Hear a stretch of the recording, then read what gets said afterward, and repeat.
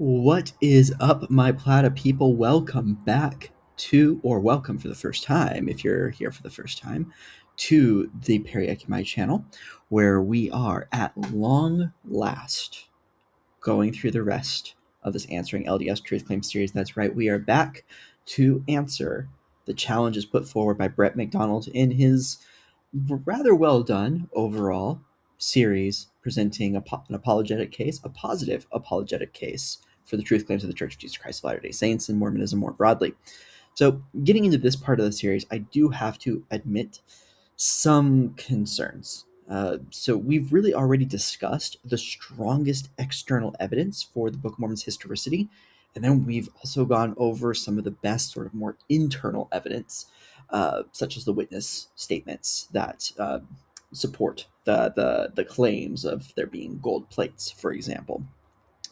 So it's really hard to imagine how McDonald's arguments are really going to get any better at this point.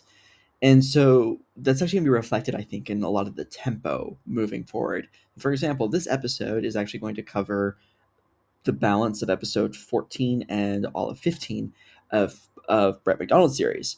And the next couple of episodes afterwards will merge together even more episodes into a single response, just to have enough content to respond to go for the usual length of these videos. Now, getting into this, we are going to be talking about this point where the Lehites are in the New World. They are in the Promised Land, and we're now going to try to map the Lehites onto a real-world place, a real-world population at a real-world time. And I'm going to give McDonald some credit here for making some direct associations between specific known cultures and the cultures of the Book of Mormon peoples. And I prefer to address a specific model overall, and this gets challenging when responding to other apologists who tend to try to say, well, this group looks like it could maybe possibly be the Nephites, but we're not saying that this is the Nephites.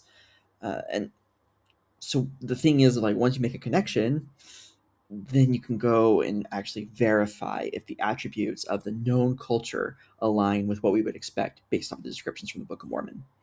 Now, McDonald gives a list of attributes of the Book of Mormon civilization that he thinks that we should be looking for in the archaeological record.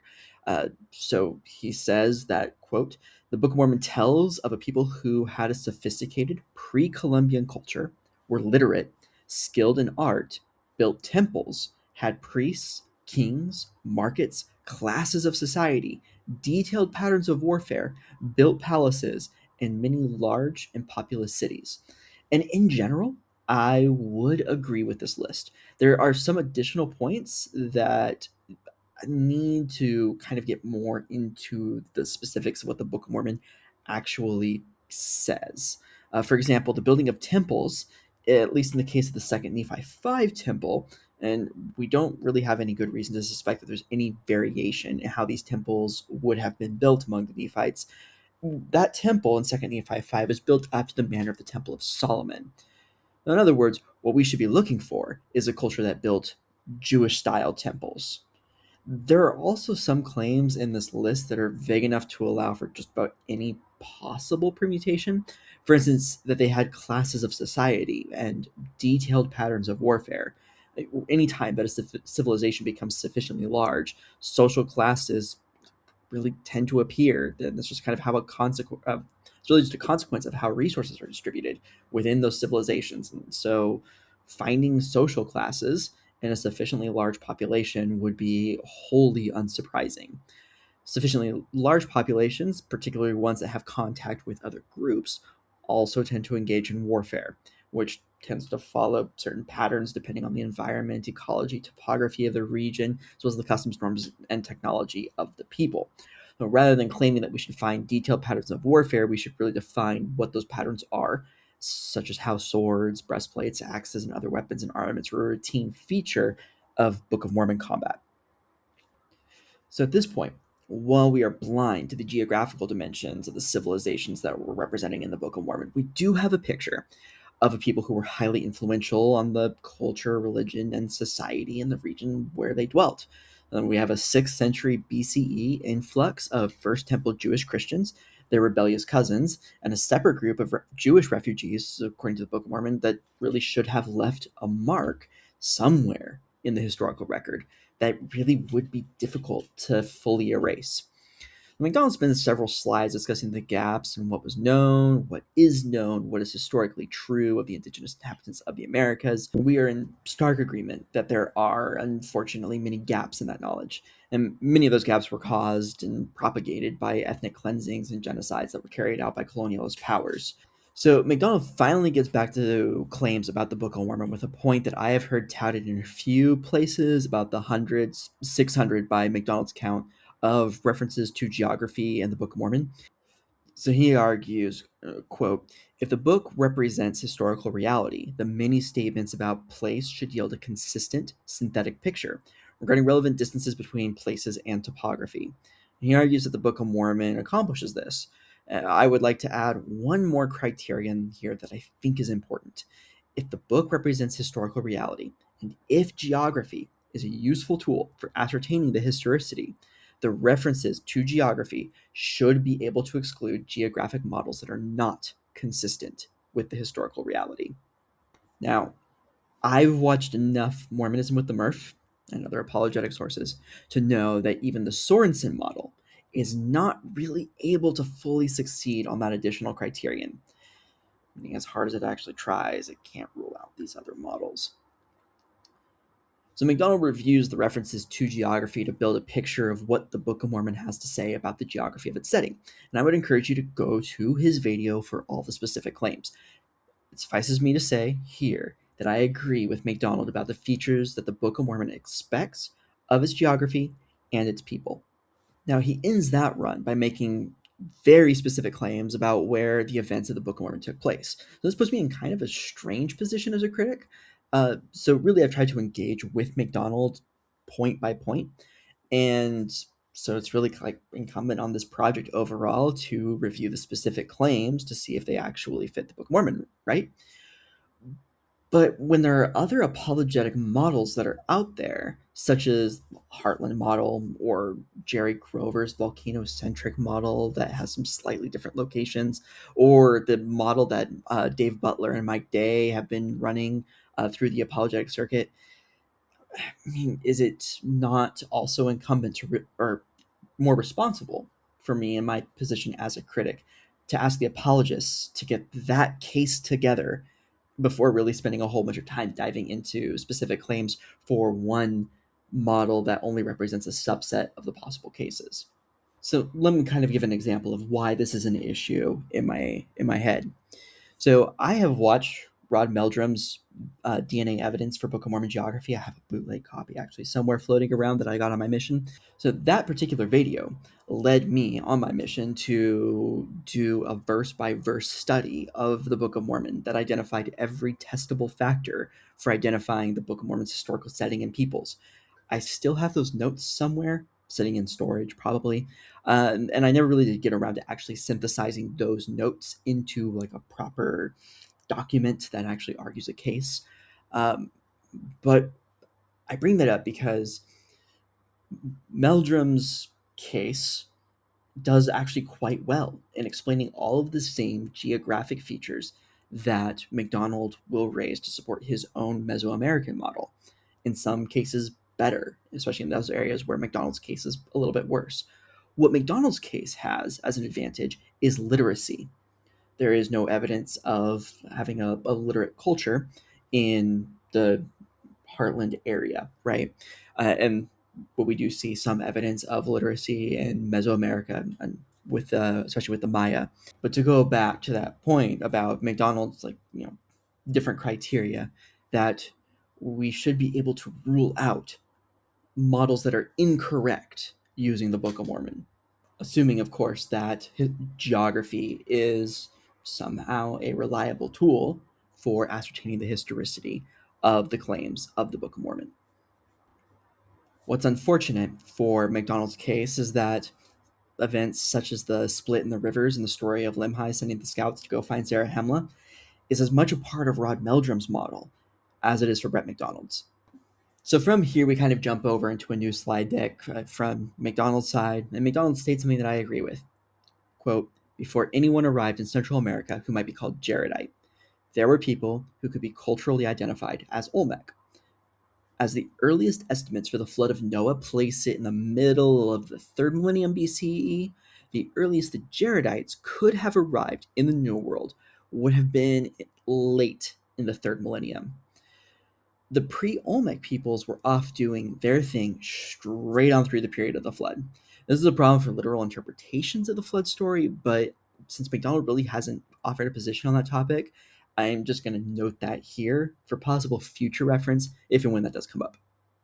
And McDonald goes on to make a parallel point that I also agree with. Before anyone arrived in Central America, who might be called Nephite or Lamanite, there were people who could be culturally identified as Maya. Now, what I wonder is if we'll be shown any evidence that either of these people groups would have been influenced by First Temple Jewish Christians, their rebellious cousins, or First Temple Jewish refugees. For the first group, of course, we have the more nebulous problem of finding a people who were influenced by an influx of pre-Semitic Christians.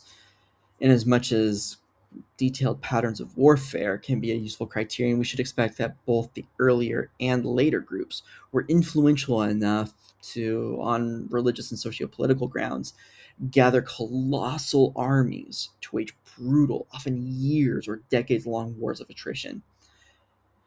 Problem with that idea, though, is exactly what McDonald points out just a few slides later. Quote, any suggestion that Book of Mormon peoples created Mesoamerican cultural horizons contradicts the available archaeological evidence, close quote. Again, I agree with him. However, the Book of Mormon really doesn't seem to. What is the cause of the Amlethite rebellion? What about the Amalickiah-Amaron wars? The myriad wars of the Jaredites, up to and including the final conflict between Coriantumr and Shiz? What's the basis for the army of tens of thousands that Moroni is able to field in the final push to retake Zarahemla from the Kingmen and drive the Lamanites out of the lands of Zarahemla and Bountiful? In all of these cases, it is the unique features of the cultures of the Book of Mormon peoples, Christianity and non-Christianity, secret combinations, old claims to royal authority, the God and religion of the Nephite people. These are the things that motivate the conflicts, the victories, the defeats in the story of the Book of Mormon. If the story is historically reliable, then the Book of Mormon peoples must have exerted tremendous influence over the cultures that they contacted. So, did that cut both ways? Do the Book of Mormon peoples show signs of having been influenced by peoples known to history? Now, McDonald references Matheny in a quote that I find to be just spectacular. Quote, the most fundamental geographic problem associated with Sorensen's model has to do with issues of directionality. In order for his model to fit the geography of Mesoamerica, one must assume that the Nephites had a system of directions with cardinal directions skewed 45 degrees or more off of the usually observed cardinals. In other words, the whole directional cardinal must be shifted more than 60 degrees to the west for this model to fit the geography of the chosen area. Otherwise, as Vogel has pointed out, the land north will be on the land west, and the south on the east, and so forth. Making this shift in directions creates its own set of problems, however, because in such a Nephite directional system, the sun would come up in the south and set in the north. Close quote.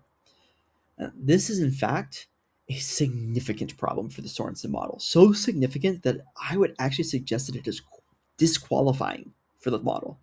But McDonald seems to believe that there is a rescue in the form of how Mesoamerican people did directions in their maps. He talks about the practice of centering. Taking his arguments at face value, we are left with a picture of a people who would place their own starting location as the center, define east and west from the movement of the sun, and then identify distances and landmarks with respect to the centered location. Does the Book of Mormon engage in this practice? Well, one example that McDonald points to is how the sea east only seems to come up when the geographical discussion is centered on Bountiful. He provides a few references, so how do those references actually hold up?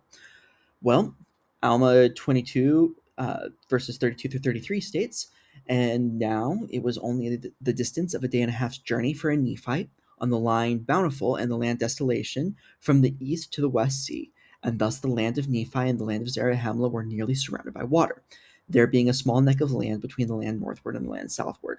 And it came to pass that the Nephites had inhabited the land bountiful, even from the east unto the west sea, and thus the Nephites in their wisdom, with their guards and their armies, had hemmed in the Lamanites on the south, that thereby they should have no more possession on the north, that they might not overrun the land northward.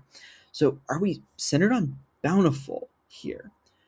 Honestly, by my reading, we're not really centered anywhere at all. The spot that we are related to changes based on which landmarks are most relevant. This reads to me a lot like how a European or an early American settler would describe geography. It reads as though written from the perspective of someone who had looked down on their world through the lens of a charted map, rather than one who would always had to project the understanding of the shape of their world from the reference point where they stood. But one reference really is not enough to fully assess McDonald's point here. So we're going to jump to Alma 27, verse 22. And this may provide us a better example. Quote, "And it came to pass that the voice of the people came, saying, Behold, we will give up the land of Jershon, which is on the east by the sea, which joins the land bountiful, which is on the south of the land bountiful. And this land Jershon is the land which we will give unto our brethren for an inheritance." Okay, so here we are discussing Jershon. It would seem most appropriate in that case to be centered on Jershon. Perhaps Zarahemla, this is where the people who are about to inherit Jershon, they've really never set foot in Bountiful, and they're kind of gathered around the people of Zarahemla. So centering based on Bountiful in this case really would just be nonsensical. But we don't really seem to center on Jershon either. Instead, we discuss Jershon, then its relation to the sea, which is then given a relation to Bountiful, which is then related back to Jershon. Again, this seems more like how a European might approach this than a Maya according to the centering model. But never fear, more references are here. Alma 50:34, that's going to state, "And it came to pass that they did not head them until they had come to the borders of the land desolation. And there they did head them by the narrow pass, which led by the sea into the land northward, yea, by the sea on the west and on the east." It is worth noting that verse 32 does place us in the context of understanding this story from the perspective of those in Bountiful. However, I could reasonably imagine, without the as yet unestablished assumption of the practice of centering, that this account could be shared to someone in Zarahemla with little to no confusion of who was where. Without imposing the Sorensen model onto the text, there really doesn't seem to be any reason to do this practice of bountiful centering, and it really doesn't seem to appear at all in the text either. When we get to Alma 52:13, I think we get a clear picture of what the Book of Mormon is actually doing when it references the EC in relation to Bountiful. And says, "And thus he was wandering to harass the Nephites, and to draw away a part of their forces to that part of the land, while he had commanded those whom he had left to possess the cities which he had taken, that they should also harass the Nephites on the borders by the EC, and should take possession of their lands as much as it was in their power, according to the power of their armies." So what it seems is that the author of the Book of Mormon just understood that the EC was close to Bountiful. This is almost like referring to the Hudson Bay when talking about New York City. Rather than requiring centering, this is just relational geography that is common to many non-Mesoamerican cultures. I believe that approach would also help to explain the last of our references, Helaman chapter 4, verses 6 through 7, which reads, "And the Nephites and the armies of Moronihah were driven into the land, even into the land bountiful. And there they did fortify against the Lamanites from the west sea, even unto the east, it being a day's journey for a Nephite on the line which they had fortified and stationed their armies to defend their north country." In contrast to McDonald's argument that, quote, "Sorensen's geographic correlation not only remains the best supported, but what has been a directional conundrum actually provides further indication that the plate text was written in a region steeped in the Mesoamerican understanding of spatial orientation," close quote, I would contend that Sorensen's model is only rescued by layering on an additional and textually unjustified assumption about orienteering. You may have literacy on your side, McDonald, but Meldrum and the Heartlanders have basic directionality on theirs. Actually, even their model has issues with that, but not nearly to the same extent. McDonald then describes how the Lehites separated themselves. There were the Nephites, the Jacobites, the Samites, the Josephites, and the Zoramites, who constituted the body of the Nephites. Then there are the Lamanites, Lemuelites, and Ishmaelites, who constitute the body of the more numerous Lamanites. He then rightly points out the extreme prejudice of the Book of Mormon authors. I have to wonder what effect this extreme prejudice would have on the willingness of the Nephite groups to interbreed and intermingle with the indigenous groups. But McDonald is right to point out that many of the claims of the text really don't make any sense unless there was some base population for the Lehites to intermix with. So before we proceed to the next section, I do think it is important to summarize what we have here. In the Nephites, we have a population of First Temple Jews who intermingle with some indigenous people in the New World. These First Temple Jews are extremely influential based on the narrative of the text, but they are also effectively absent from any cultural horizons in the archaeological record. They are at once a large and mighty people and a small and obscure people. This despite there being three distinct branches which all eventually merge before a collapse of the more technologically advanced civilization. So, let's talk about DNA. Now, McDonald contends, quote, critics argue that since the DNA of Native Americans shares Asian rather than Middle Eastern affinities, the Book of Mormon is fictional and not historical in nature. Close quote. Now, I do argue that this is a straw man of the critical positions, but let's just say for a moment that critics had in their minds this wild idea that the Book of Mormon would hold the position that Native Americans are all descendants of Middle Eastern peoples. Where could they possibly have gotten that idea from? Um, Whoever they got it from is definitely not someone who should be trusted.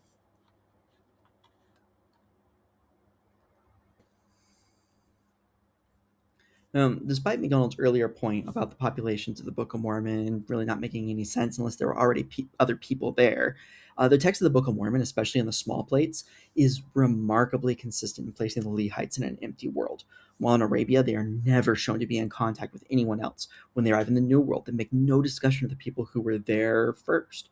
In fact, no non-Lehite group is mentioned as having interactions with a Lehite from the point the sons of Lehi bring Ishmael and his family into their exodus in 1 Nephi 7 until King Mosiah I brings the Mulekites, or the people of Zarahemla, under his authority in Omni. This idea that the Lehites were entering an empty land where their seed would be the dominant force upon it really is further supported by Nephi's own apocalyptic visions, where he sees that the seed of his brethren would destroy his own, and they would be left to wander in spiritual darkness until the ethnic cleansings and genocides of the Columbian and post-Columbian eras. So it is not that the critics are arguing that the lack of Middle Eastern DNA shows that the Book of Mormon is fictional. It's that they're arguing that the lack of Middle Eastern DNA in the New World populations shows the historical claims made by the Book of Mormon are fictional. Despite this, could there have been a real Nephi? Well, apologists who claim so have worked to shrink the Lehite population down to a sufficiently small size so as to eliminate them from the genetic record. And this gets us to the thrust of the DNA argument. The relevant studies have used mtDNA, which is only heritable along maternal lines, and it's remarkably useful for population genetics. McDonald leans into arguments popularized by Ugo Perego. So Dr. Perego's arguments are bolstered by the I mean, yeah, sure effect, and the none of you really have a clue what I'm talking about effect. In other words, the Lehite mtDNA profile is unknown, as we don't have a copy or a sample of Sariah's mtDNA. And when he uses words like genetic drift, genetic bottleneck, haplotypes, haplogroups, and so on, the long odds are that those that are really in the sound of his voice will really have no idea how to evaluate the strength of the arguments that he's presenting. Now, what I find personally quite interesting is that Ugo Perego is the first author on a paper that uses two extremely rare haplotypes to argue for multiple migrations across the Bering Ice Bridge at different periods, still long before the Book of Mormon. In other words, Perego knows what haplotypes and haplogroups would likely be found in the Old World, and he has been able to identify extremely rare haplotypes to a sufficient degree to make publishable inferences with the haplotypes to the degree of rarity that we would actually expect with a small, Lehite population. He has the skills to find the Lehites if they're there. Furthermore, we have at least three haplotypes, if not more, from the Jewish peoples who comprise the Book of Mormon populations. So that's Sariah's mtDNA haplotype, Ishmael's unnamed wife's mtDNA haplotype, and the mtDNA of each woman, should be at least one, if not more, who was part of the Mulekite migration. Some lines may have vanished due to interbreeding or only having male offspring. Several haplotypes present would still give a basis, a grounding for forming ultimately a haplogroup. Such a classification of the distribution of mtDNA would make the survival of the mtDNA lineage a fair bit more resilient to the bottleneck and drift effects that Perego uses to defend the Book of Mormon, but which are really a boon to the insightfulness that's in his published research. Again, not to belabor the point, but Dr. Ugo Perego has the skills and the experience to be able to find the Lehites if they're there. So while McDonald wants to contend that reconstructing the Lehigh mtDNA profile is an untestable hypothesis, this is really a bit of an exaggeration. We can build a highly probabilistic model, analyze the claims of the Book of Mormon, compare that to from the Book of Mormon to what we actually find, and seek to understand what the probability is that there would be no haplotypes consistent with a Middle Eastern migration, given that the claims of the Book of Mormon are true. If that probability is exceptionally low, then we would actually be justified in rejecting the truth claims of the Book of Mormon. Now, maybe one day I will have the time and the disposition necessary to go about doing all this modeling, and also be able to kind of get some input from experts who have knowledge that would be relevant to really be able to answer that probabilistic model question. However, for now, I'm just going to leave that research question up to anyone who may be better able to and interested in evaluating the claims made about DNA. At best, however, the apologetics offered by McDonald are not made from a position of strength, and they do not get us to the point of saying that DNA is not a problem, nor that the DNA supports the Book of Mormon's claims. Instead, it gets us to the point of saying that maybe the DNA issue is not established enough to be disqualifying. And since that's the best that can be done, it's hardly a ringing endorsement. We'll conclude this episode, this discussion overall, with a discussion about the ethnogenesis narrative that's in the small plates. And I have to say, I really like this reading of the text. This is a great way of pointing out just how similar the account of Nephi's kingship is to the stories of David and Solomon, including the construction of a temple. Now, perhaps this association is why we find the starkest discussion on the practice of polygamy in this general section of the Book of Mormon. It's also noteworthy that DNC 132 parallels this idea of David and Solomon with relation to polygamy and how it introduces and discusses the topic. But noting that I am, just for the most part, sort of vibing here with McDonald through this section, I really do find this a cool way to read the text. I do wonder why he thinks it's interesting to point out that Mesoamerican peoples had kings too. Civilizations that reach a certain size tend to flirt with monarchical governments. Having a strong single leader to direct the affairs of a large bureaucracy has a ton of advantages for decisiveness and just having a clear leadership rallying point. Perhaps I'm perplexed by this because McDonald's point is I'm surprised by the boldness that's here in connecting the Nephi to the first kings of Kemenaleshu. I mispronounced that terribly, and I apologize. So, as he notes, these first kings are evidenced in the archaeological record, and then they're too late to be Nephi. He argues that this is because the iconography had not yet been established by Nephi's time, so the textual evidence will precede the archaeological evidence. However, as McDonald noted earlier, the Book of Mormon claims that the Nephites under Nephi were a temple building people. In that sense, we should actually expect to find a Jewish style temple wherever King Nephi I established his kingdom. And absent such evidence, what McDonald is doing is, I would say, at least as bad as what he accused his critics who used DNA to call the Book of Mormon fictional as doing. His conclusion to this section, as textual claims, they're quite interesting. I really like what he's doing with the text, and there's a there. But as historical claims, the conclusions are lacking at best. So with that, we'll go and check our arguments. And the thing is, when we want to check the arguments here, by the end of episode 15, there's just no new presentation of arguments 1 or 2. So in peeking ahead, it does seem that these ideas will eventually be put together into 2 new premises. So we'll see. We'll kind of deal with that when we bring all these ideas together ultimately. But just with all of this said, I'm quite underwhelmed by the arguments that are presented here. Now, it's apparent that McDonald really isn't arguing from a position of strength any longer. He at least claimed that strength with the witnesses, with Enoch, with the old world evidence for the Book of Mormon. But now that we're in this new world setting, much of that strength has just disappeared. Now, we'll see in the next episodes if this really just ends up proving that I'm overly hasty. But until then, what I am really glad for is that we do have a cool new way to read 1st and 2nd Nephi. And with that, I want to thank you all so much for watching. Tune into the next one, and I'll see you then.